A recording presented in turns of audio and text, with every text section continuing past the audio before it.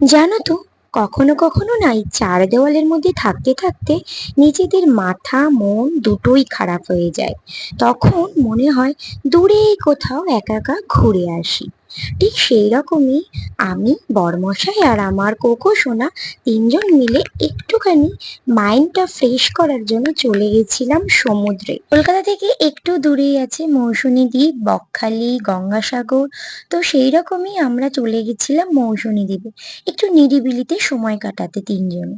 তো সেই জন্যই আমরা চলে গেছিলাম আগের দিন রাতের বেলা, মানে সন্ধেবেলা কৃষ্ণনগর থেকে বেরিয়েছিলাম আর শিয়ালদাতে পৌঁছেছিলাম 9টায়। তো শিয়ালদায় রাতে একটা হোটেলে স্টে করব, আর দেন সকালবেলায় আমাদের 6:30টায় স্প্ল্যানেড থেকে ভলভো এসি বাস ছিল। তো সেইটা ধরবো বলে আমাদের আগের দিন চলে যাওয়া, কারণ আমরা ভোরবেলা উঠে ওই বাসটা ধরতে পারতাম না, তারপরে বাচ্চা নিয়ে আছি, অনেক তাড়াহুড়ো থাকে। তো যদি দুজনে থাকতাম তাও দেখা যেত। তো বাচ্চা নিয়ে আছি বলেই আমাদের আগের দিন যাওয়া, হোটেলে স্টে করা শিয়ালদাতে কয়েক ঘন্টার জন্য। আর তারপরে এই যে সকালবেলায় আমরা যাচ্ছি 6:30টায় স্প্ল্যানেড, তো সেই জন্য ওলা ধরে নিয়েছি। তো তারপরেই আমরা বাসটায় উঠবো। তো ওটা মানে কারেক্ট এসপ্ল্যানেডে 6:30টায় ঢুকবে, মানে 6:30টায় ছাড়বে, তার আগেই ঢুকে যাবে।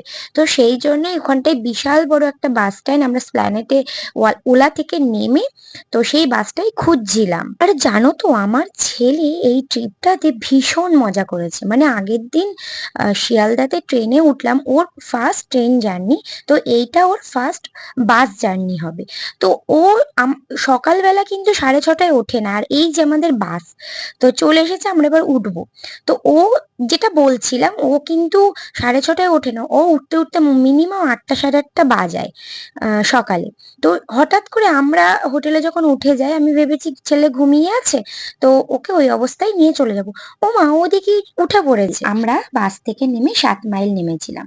তারপরে টোটো করে গিয়ে নৌকা পার হয়ে আবার টোটো করে এসে চলে আসলাম আমাদের রিসর্টে। রিসর্টের ভাইবসটা খুব সুন্দর ছিল, মানে এত ভালো রিসর্টটা, মানে জাস্ট কিছু বলার নেই। ঢুকতেই মন এত ভালো হয়ে গেল। তোমাদের চারদিকটা আমি ঘুরে দেখাই, তাহলে আরো বুঝতে পারবে।